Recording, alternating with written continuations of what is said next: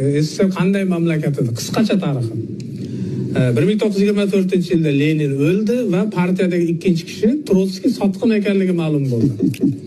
24-yilda. Ya'ni g'oyaviy asoschilardan biri sotqin.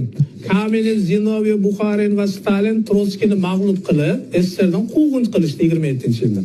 2 yil o'tgach, boyagi quvg'in qilganlarning ichida Kamenev va Zinoviev va Bukharinlar ham endi sotqin va zarar kunanda bo'lib chiqdi. Ular otilib ketdi. Ingliz shpionlar ham bo'ldi. Shpion. Shunda Mardonovar o'rtoq Genrix Yagida ularni hibsga oldi. Qarang. Sal biroz o'tib, Yagida ham dushman agenti ekan. Uni Yezhov va uni Yezhov hibsga oldi. Qarang. Ammo yana 2 yildan so'ng Yezhovni o'zi ham hech qanaqa o'rtoq emas va xoin va dushman agenti ekanligi bilinib qoldi. Va Beriya Yezhovni hibsga oldi va u ham otilib ketdi.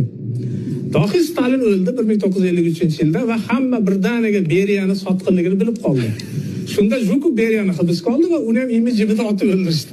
Ingliz razvedkasining agenti. Beriya Ingliz razvedkasining agenti. Endi buni qarang, ko'p o'tmay Xrushchev Zhukovni ham dushman va fitnachi ekanligini bilib qoldi. Va uni ham ishdan olib Uralga surgun qilib yubordi. Hech vaqt o'tmay Stalinda ham jiddiy nuqsonlari bo'lganligi ma'lum bo'ldi 1956-yil 20-sezda. Shu bilan birga siyosiy byuro a'zolarining ko'pchiligi ham unga sherik bo'lgan ekan. Tezda Stalinni ham mavzoledan olib chiqib devor ostiga ko'mib yuborishdi. Siyosiy byuro gigantlari va ularga ilakishgan Shepirovni ham Xrushchev boshchiligida softil partiya jonkuyarlari haydadilar. Endi qarang, endi bo'ldi, endi partiya mana top-toza bo'ldi deyishgandi. Lekin bir necha yil o'tib Xrushchev ham populist bo'lib chiqdi. Voluntarist, tovlamachi va dushmanligi ma'lum bo'ldi. Shunda Brejnev boshchiligidagi partiya Xrushchevni nafaqaga kuzatdi 64-yil. Yillar o'tgach, u ham zarar kunanda va turg'unlik sababchisi ekanligi ma'lum bo'ldi. Va Brejnevni ham endi KGBning sobiq boshlig'i Andropov uni ham o'sha qoraladi va ular ham nima qilishdi. Ana shundagina oxirgi bo'lib Gorbachev degan odam hokimiyat tepasiga keldi.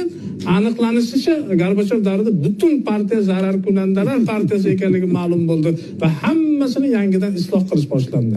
Ana shunda SSRning o'zi to'kilib ketdi.